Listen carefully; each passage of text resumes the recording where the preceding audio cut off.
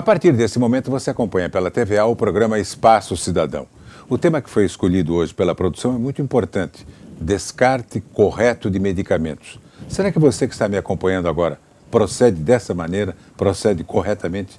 Nós trouxemos a entrevistada Caroline Junks, que está conosco aqui. Ela é diretora do Sindicato dos Farmacêuticos do Estado de Santa Catarina e entende demais disso, entende do comportamento das pessoas com relação a descartar medicamentos. Às vezes o problema acontece dentro da sua própria residência, com seu filho, sua filha, que não foram advertidos para não mexer naqueles medicamentos. Você acha que eles já estão vencidos, não devem ser mais consumidos, mas as crianças não sabem disso. Antes da entrevista com a Caroline, você vai acompanhar um trabalho feito pela repórter Fernanda Fontoura sobre este tema: descarte correto de medicamentos. Qual casa que não tem uma gavetinha para guardar os medicamentos? A famosa farmacinha. Mas o que pode representar a salvação para aquela cólica, dor de cabeça ou febre, também pode representar um risco para a saúde da família, seja pelo uso indiscriminado, acondicionamento incorreto ou pelo descarte do medicamento. A caixinha de Eusi está sempre cheia. O marido sofre com arritmia, tireoide e diabetes. Esses são os motivos de tantos remédios em casa. Mas e aquilo que sobra ou passa do prazo de validade? Será que Eusi sabe como deve ser descartado? Na hora de jogar fora eu sempre tenho dúvida aonde jogar. Se eu jogo no lixo orgânico, no reciclado eu jogo as caixinhas, mas eu fico pensando que alguém pode tomar o remédio. Eu nunca sei onde jogar. Essa é a dúvida da grande maioria. O que você faz com os remédios que sobram na sua casa ou passam do prazo de validade? Eu boto no lixo. No lixo comum? No lixo comum. Você sabe que isso pode fazer mal para o meio ambiente? Não sabia. Sabendo agora. Olha, eu descarto toda a parte reciclável de embalagem no reciclável, mas os medicamentos em si eu jogo no lixo comum. Sabe que deve ter um procedimento correto para isso ou não? Nunca fui informada, mas se tiver, com certeza eu vou querer seguir. Nada de descartar medicamentos no lixo comum, pia ou vaso sanitário. Essas atitudes provocam impactos negativos ao meio ambiente, sem falar nos malefícios à saúde da população. Ele poderá causar um acidente aí na própria coleta ou outras pessoas que possam manusear esses resíduos, né? Então é interessante que a pessoa tenha bastante cuidado. Acredito que o maior impacto seria assim atingindo os recursos hídricos, né? Que de uma certa forma a gente poderia estar recebendo isso de volta, né? A atual legislação brasileira não determina os responsáveis pelo recolhimento doméstico de medicamentos. Nós temos a Lei 12.305 de 2010, que ela trata do Plano Nacional de Resíduos Sólidos. E ali trata de resíduos também gerados nas residências como medicamentos.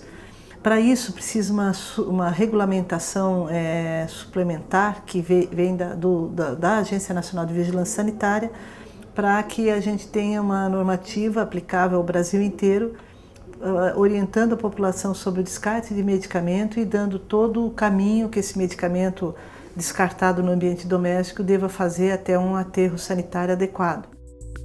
Existem apenas regras para os órgãos de saúde, como clínicas e hospitais. Mensalmente, a Companhia de Melhoramentos da Capital, a CONCAP, recolhe 4,7 toneladas de resíduos infectantes e 320 quilos de medicamentos dos postos de saúde do município. A CONCAP, em parceria com a Secretaria de Saúde do município, ela teve uma experiência no passado, né, de elaboração dos planos de gerenciamento de resíduos em toda a rede e capacitação desses profissionais, né, que foi uma experiência bastante oportuna e que deu bons resultados. A gente conseguiu avaliar esses resultados na produção dos resíduos, no destino mais correto. Mas quando o assunto é lixo doméstico e medicamentos, a população ainda precisa de uma mudança em sua postura.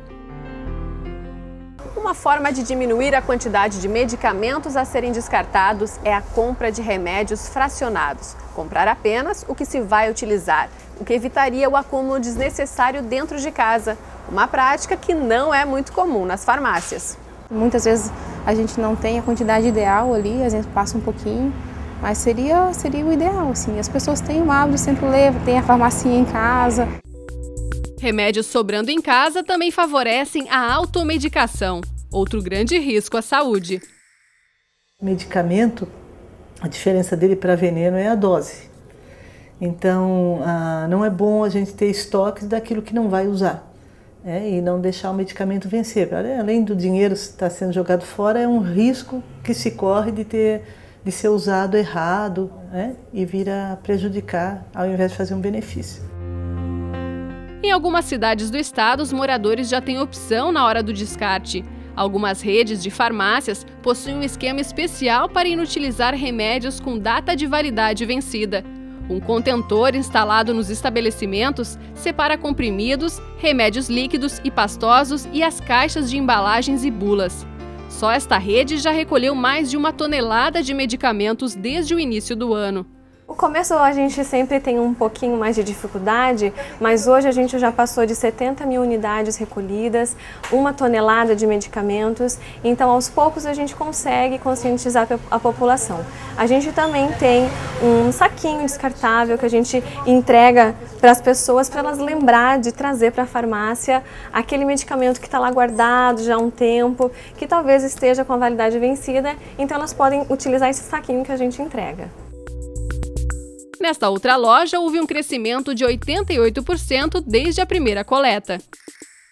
A gente recolhe todos os tipos de medicamentos e evita contaminação de lençol freático, evitar mesmo que seja descartado na comunidade, em casa, e tenha um uso inadequado.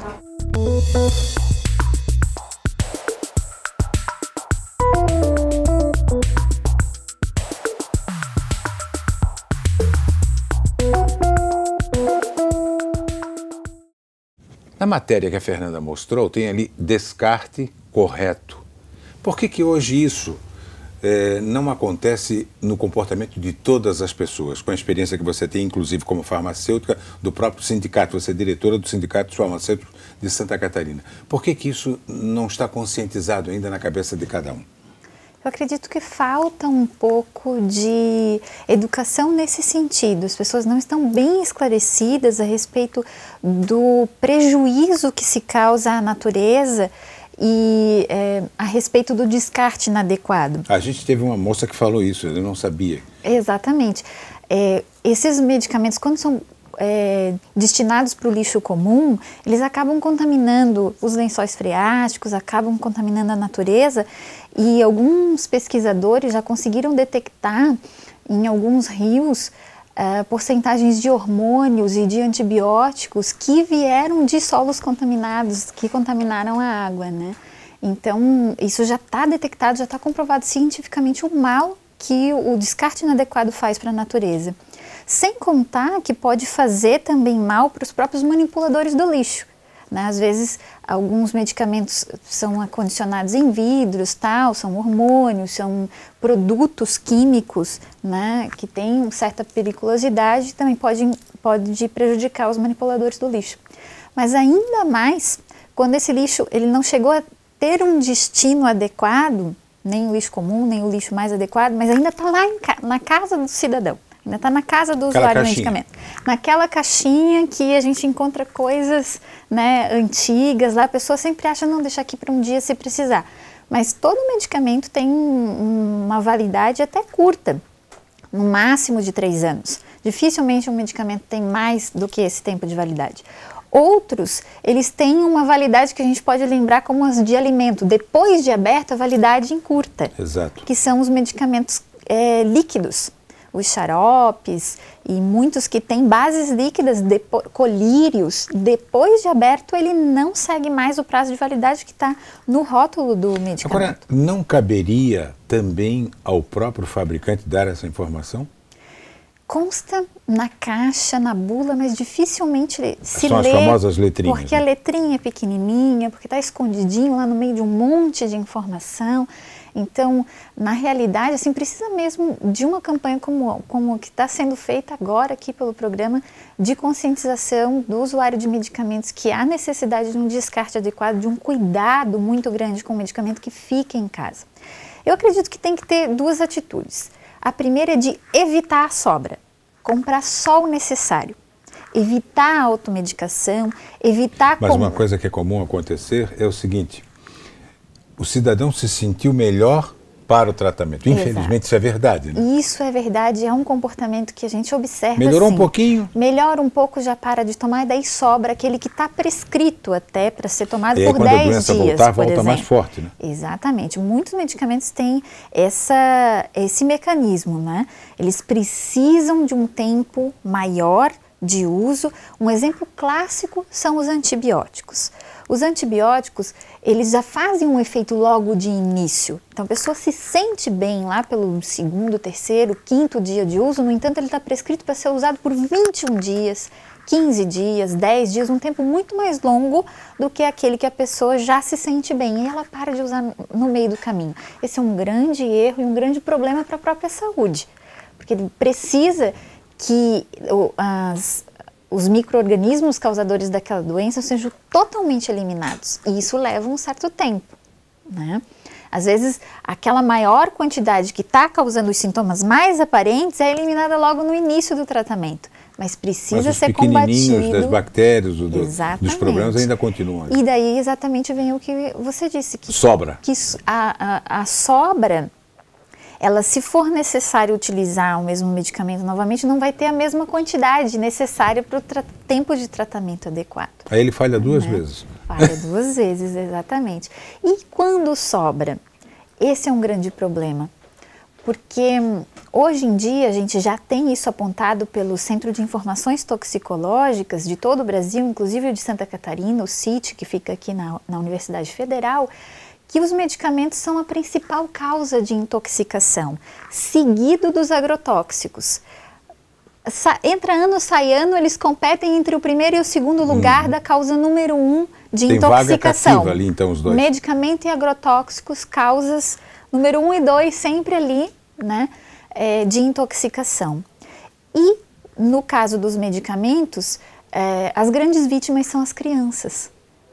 É a classe, a faixa etária mais atingida pela intoxicação por medicamentos são as crianças.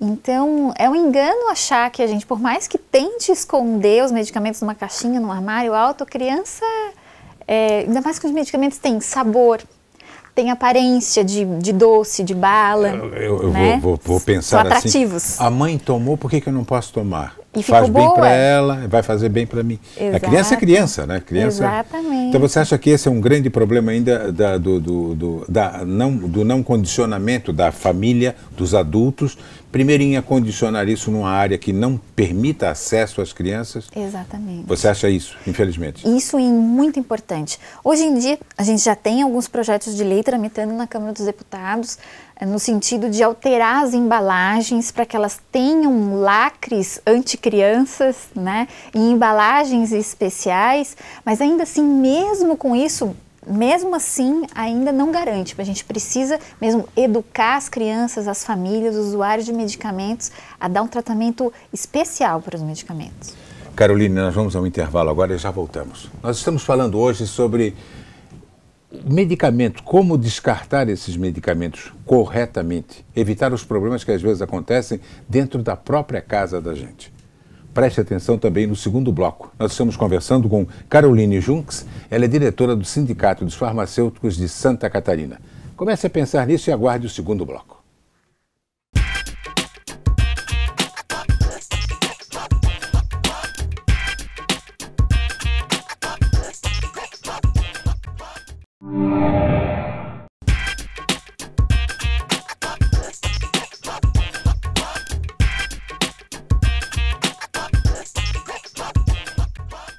Estamos voltando pela TVA com o programa Espaço Cidadão. Nosso tema de hoje, descarte correto de medicamentos. Na matéria do primeiro bloco, Carolina, a gente viu que a moça foi bem franca. Então, eu não sabia que não podia, que eu boto no lixo e tal. É um comportamento errado, faltou orientação. Maneira correta de descartar o medicamento que venceu. Hoje a gente tem uma grande preocupação enquanto entidade dos farmacêuticos e a gente participa de um grupo de trabalho que está envolvendo toda a cadeia produtiva dos medicamentos. Por quê? De acordo com a Lei de Resíduos Sólidos recentemente editada, o fabricante é o responsável pelo destino final do resíduo, né, do seu produto vendido. O mesmo esquema das baterias? O mesmo esquema de lâmpadas, baterias, enfim, o fabricante é o responsável. Mas aí a gente pensa assim, imagina um medicamento que é produzido lá em São Paulo, uma indústria farmacêutica de São Paulo. 10 milhões de vidros espalhados no país. Espalhados no país inteiro, vai lá para a Amazônia Legal, lá no Acre, e ele precisa retornar para o fabricante, dar o destino final. Imagina o custo isso não vai acontecer nunca, ainda mais no Brasil. Ter. Não, mas se realmente fosse assim que tivesse que acontecer, o custo disso ia ser muito alto e ia refletir no preço do medicamento para o consumidor. Ia sobrar para o consumidor. Exatamente. O que está acontecendo hoje? Hoje a Anvisa está fazendo um grupo de trabalho junto com todos os representantes da cadeia produtiva do medicamento, os fabricantes, os distribuidores, as farmácias que são, né, quem vende, os empresários que tratam do lixo, né, enfim, todos eles fazendo reunião para saber como que a gente vai operacionalizar isso e dividir os custos, né, desse problema, do destino final do medicamento. Porque se realmente a logística reversa, o retorno ao fabricante, fosse aplicado nesse caso do medicamento, o custo da operação ia ser muito alto. Principalmente pelas dimensões geográficas que o nosso país tem, né? Exatamente. Então, hoje o que acontece? A gente tem na casa do cidadão um resíduo de medicamento, vencido, enfim, uma sobra, alguma coisa. Qual é a maneira correta de se fazer? Hoje a gente tem iniciativas isoladas, como as farmácias que apareceram na matéria do primeiro bloco, que já fazem ali uma coleta espontânea dos usuários. Que tem rede, né? Que tem aquelas rede, isoladas não. Exatamente, né? Fazem, já é um trabalho social dessas empresas, né? A partir de um certo momento que esse grupo de trabalho chegar a um consenso de como vai funcionar essa logística e como vão dividir os custos entre eles, aí vai passar a todas as farmácias serem pontos de coleta para esse resíduo final dos usuários de medicamento. Enquanto isso ainda não existe de uma forma já solidificada e certa e espalhada em todo o país, a gente tem essas iniciativas isoladas. O usuário de medicamento, o cidadão, pode levar nessas farmácias que tenham esses programas, essas iniciativas e descartar lá. Ou, se não tiver perto da sua casa, no seu bairro, na sua comunidade, uma farmácia que tenha um programa como esse que a gente viu na matéria, a gente pode usar do seguinte bom senso. O que é material de papel? A caixa de fora do medicamento, a bula, né? Isso a gente pode colocar no lixo reciclável, de papel, enfim. O alumínio do blisterzinho que tem os comprimidinhos dentro, por exemplo, a gente pode também separar o comprimido e também colocar o alumínio para reciclar, né? Agora, o medicamento em si, esse ali é o grande problema. Depende do que é o medicamento, né? Ele pode ou não ser colocado, por exemplo, triturado, amassado, né, destruído. Isso é importante, é destruir, para então a gente colocar num vasilhame e em casa, acumulando, para então levar num destino adequado, como essas farmácias que tem esse, jamais no lixo comum. Jamais. A não ser que pegar seja esse material todo destruído, desmanchado, nada de bacio também, nem esgoto, de forma nenhuma colocar no esgoto. Vai alcançar o lençol freático. Vai alcançar o meio ambiente, exatamente. Então, assim, ó, reciclar as partes que podem ser recicladas. Exato. Né? E a parte que sobra mesmo, destruir e segregando em algum pote, algum lugar e acumulando. Bem longe das crianças. Longe das crianças, para então descartar quando for possível num local desses que tenha esses programas de recebimento, né, desses medicamentos. Mas jamais colocar na pia do banheiro, da cozinha, no bacio da descarga, enfim.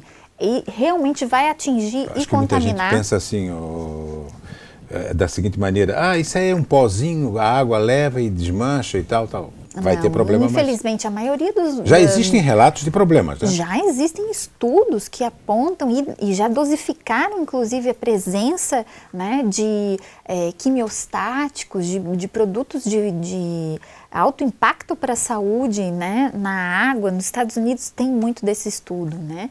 Então, a gente tem que realmente evitar, de toda maneira. Alguns produtos... podem ser descartados, sim, na pia. Por exemplo, soro fisiológico, é só água e sal. Claro. Tranquilamente pode se colocar na pia, né? Mas outros não. Todo aquele que tiver conservante ou que tiver qualquer outro aditivo, daí então tem que se descartar num local como esses adequado. Essas farmácias que já fazem esse tipo de coleta, elas não chegam ao ponto de só receber de volta aquele material que eles venderam. As farmácias aceitam também, mesmo que outras tenham vendido o produto. A maioria delas, por ser um trabalho social, recebem de toda a comunidade, não importa onde foi adquirido, né? É até uma maneira de mostrar um papel relevante de serviço público que a farmácia pode prestar, né, na comunidade. E tem também uma outra forma que me ocorreu agora, que é quando o medicamento não está vencido, é uma sobra ainda utilizável, né? 20 comprimidos eu só usei 10. Exatamente, acontece isso muito. Infelizmente, a lei do fracionamento não funcionou de maneira adequada. Como o álcool gel também não vingou. Exato, então, por isso a gente ainda tem esses tratamentos que têm sobras realmente úteis. Um programa que existe, por exemplo, lá na Universidade do Extremo Sul Catarinense, em Criciúma, o curso de farmácia da universidade daquela região tem o que eles chamam de farmácia solidária. Eles recebem essas sobras, fazem uma série de testes e de análises para saber se ele pode ser realmente utilizado novamente por uma outra pessoa. E doam para outra pessoa, né? E é muito bonito esse trabalho, um trabalho acompanhado por farmacêuticos, feito uma análise. Porque às vezes são remédios caríssimos, né? Exato, então isso também pode ocorrer, esse trabalho também pode ser feito, né? É uma iniciativa excelente da Universidade de Criciúma que faz a farmácia solidária. Mas o que a gente tem na realidade, a maioria dos resíduos em casa são de medicamentos vencidos. Aí esse que a gente tem que cuidar bastante. Caroline, eu fiz um levantamento e a informação que eu recebi do IBGE foi a seguinte: no Brasil se comercializam 175 milhões de medicamentos por mês. Isso dá quase 1 por 1. Nós temos 200 milhões de habitantes aproximadamente. É um número exagerado. Como farmacêutica, tem remédio demais nesse país? Eu acredito que a gente tem ainda muito mais pessoas que precisam de medicamento e não têm acesso. E tem muitos duplicados. E tem muitos que tomam exageradamente. Então a gente tem os extremos, né? A famosa automedicação. Exato, exatamente. Isso é só do brasileiro ou os outros povos também são assim? Que informação você tem? Da cultura ocidental é generalizada, né? Então não é já coisa na só cultura nossa, oriental é um pouco diferente, porque eles se utilizam, principalmente os asiáticos, muito mais de plantas medicinais, né? Então gastam muito menos também. Menos, exatamente, menos efeitos colaterais, menos problemas e tem uma outra cultura a respeito do medicamento. Hoje o que a gente tem na nossa cultura é o endeusamento do medicamento, é a solução de todos os problemas. Já ouviu aquele ditado quando a gente doura a pílula? Uhum. Exatamente, porque ela dourada, ela de ouro, ela realmente parece resolver tudo. E muitos problemas, muitas situações, agravos de saúde que as pessoas enfrentam, podem ser resolvidas por medidas não medicamentosas. Uma boa noite de sono, uma boa alimentação, exercício físico, relaxamento e qualquer atitude para diminuir o estresse, resolve tantos problemas, né, que não precisa alçar a mão de medicamentos. Mas não é difícil tu achar uma pessoa que se contente com essas informações? Não, ela quer resolver o problema com o medicamento. Imediatamente. E ela ainda acha o seguinte, que se ela foi no médico, consultou e não saiu de lá com uma receita, o médico não é bom. Então é uma cultura. E se ele deu a opinião diferente do que a vizinha dela deu, já cria um problema. Ela vai consultar um segundo médico. Exato. Ou se deu uma opinião como essa, de medidas não farmacológicas, né? Uma pessoa chega lá com um problema que nitidamente tem a ver com uma vida estressante, com um ritmo de vida, de alimentação inadequada e tal. O médico orienta, por exemplo, a consertar esses problemas específicos, ao invés de tomar um medicamento para baixar o colesterol, outro para baixar a glicose e assim por diante, né? Tomando medidas não farmacológicas. Pressão alta, é só diminuir o sal. Exercício físico. Não precisa academia, não precisa nada, uma caminhada. Exercício físico, dieta, uma boa noite de sono resolve grande parte e acabar dos com a fritura, problemas. ajuda? E aí o que acontece? A pessoa não se satisfaz. Ela acha que é o medicamento que vai resolver. Tem gente, bom, você colocou bem agora, tem gente que adora dizer que está doente. Tem algumas pessoas que acham que é até uma forma de chamar atenção. Chamar atenção, né? E outras coisas, os agravos de saúde que tem a ver com a saúde mental, né? Por exemplo, as depressões, os quadros de ansiedade, a crises de pânico, enfim, toda uma série de agravos que tem a ver com o campo da saúde mental, eles têm sido muito medicalizados. Muitas pessoas podiam resolver de maneira não farmacológica, né? Ou seja, não utilizando medicamentos com outras terapias, né? A psicoterapia, por exemplo, né? Consultas com um psicólogo, terapia ocupacional, uma série de outras coisas, mas lançam mão sempre do medicamento como alternativa número 1. E isso é muito cultural. E nem sempre o medicamento é necessário. Né? Eu já ouvi de colegas psiquiatras que dizem o seguinte: o medicamento, às vezes, para paciente psiquiátrico, resolve 30% do problema. O outro 70%? Os outros 70% vai depender dele mesmo mudar de atitude ou, às vezes, de um acompanhamento de psicólogo, de psicoterapia. Então, eles depositam muita confiança na solução através de medicamento, né? E isso aumenta o consumo. E aumenta a automedicação. A automedicação. Bom, nós temos ainda 1 minuto e meio e eu quero te formular uma pergunta em função do que você falou agora aqui. E que tal o farmacêutico, o cidadão que está na farmácia, ou o próprio funcionário, orientar a pessoa na hora, estou vendendo esse remédio aqui tem 20 comprimidos, infelizmente o médico só recomendou tomar 10 comprimidos e tal. Ele não poderia fazer esse papel também? A senhora, por favor, cuide desses outros 10 comprimidos que vão sobrar e tal, coloque no local longe das crianças. Não poderia começar por aí também? Sim, sem dúvida alguma. Acho que esse é o grande papel do profissional de saúde, farmacêutico, que muitas vezes está ocupado dentro da farmácia com outras tarefas administrativas da própria farmácia. Hoje a legislação sanitária impõe uma carga muito grande de trabalho do farmacêutico, que ele acaba não sendo consultado pelos usuários de medicamento tanto quanto deveria. Né? Eu acho que o farmacêutico tem um papel relevante na saúde pública de orientar o usuário de medicamento nesse sentido, como tu acabou de mostrar. E claro, o usuário de medicamento, cidadão que vai a uma farmácia, procure um farmacêutico, procure a orientação dele. Né? Às vezes, um bom atendente, um bom balconista, bem formado, bem treinado, pode atender bem, mas o conhecimento técnico está com o farmacêutico. Caroline, muito obrigado pela aula. De nada, disponha sempre, foi um prazer. No programa Espaço Cidadão de hoje, eu conversei com Caroline Junks. Ela é diretora do Sindicato dos Farmacêuticos do Estado de Santa Catarina. E o nosso tema de hoje foi descarte correto de medicamentos. Lembre-se disso dentro da sua casa. Procure colocar num local muito distante das crianças. Não dê a mínima chance para que a criança possa pegar esses medicamentos. Cabe ao pai, cabe à mãe essa orientação junto aos filhos. O Espaço Cidadão fica por aqui, mas nós vamos voltar na semana que vem com um outro tema. Até lá!